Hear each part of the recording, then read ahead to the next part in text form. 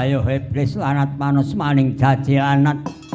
Wis saiki genah padha karo sulung mlebu geni kowe Jakamaya catus mati mlebu ana jroning omah.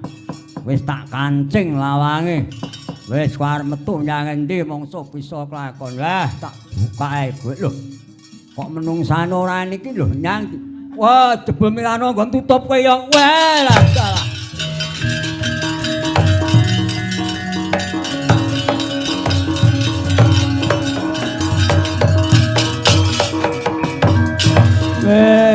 Dalang ngatasi gawe omah wis rampung wis brukut becik kaya mengkene. Kok dadi durung diwene tutup keong dinggo milar karo Jakamaya dados mati dalah. Wong Jakamaya ana jroning omah ngebruke dandang wong adang kok ditinggal lunga.